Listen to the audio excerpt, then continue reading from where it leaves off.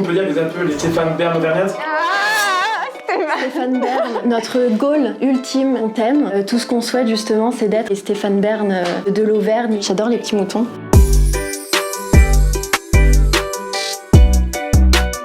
Salut, c'est Azélie et Léa. Et aujourd'hui, on se retrouve sur En Vrai pour parler de Parole de patrimoine.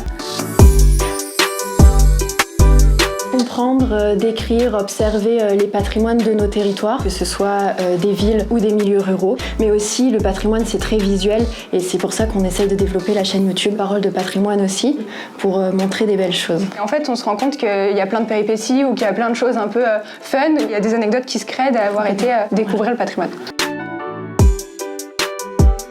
Azélie, philosophie, moi archi. J'ai retrouvé Léa en master gestion des territoires et développement local. Et du coup, moi j'ai fait une licence à l'école d'architecture de Clermont. Et après, j'ai retrouvé Azélie, parce qu'on a une passion commune qui est le patrimoine. Et moi j'ai eu un micro de podcast en cadeau. Il est bleu en plus, il est beau. Et on avait le patrimoine, on était toutes les deux, on avait le micro et on a dit on va faire un podcast quoi. L'ancien terme de Châtel-Guyon. Parce que j'adore tout ce qui est patrimoine thermal. Architecturalement, c'est hyper riche, il y a plein de formes, il y a plein de couleurs. Un héritage, quelque chose qui se transmet et qu'on doit valoriser au travers des époques. D'un point de vue un peu plus concret, c'est très lié aux territoires ruraux, au patrimoine ruraux. J'ai une ferme en Creuse avec des petits moutons. J'adore les petits moutons. Je sais pas si ça c'est beau. Et je pense pas. On l'a pas vu sur les caméras. Faut être plus souple. J'ai des chaussettes moutons. Ce qui va être les lavoirs, les chapelles, les fours à pain dans les villages, les paysages aussi qu'on voit, parce que les paysages ils sont aussi construits par une certaine spécificité, les climats, enfin même en France on le voit, on n'a pas du tout la même chose en Auvergne que dans le sud de la France ou même dans le nord ou au bord de la mer. Et même le savoir-faire, l'artisanat, enfin on a énormément de choses à découvrir sur cette notion.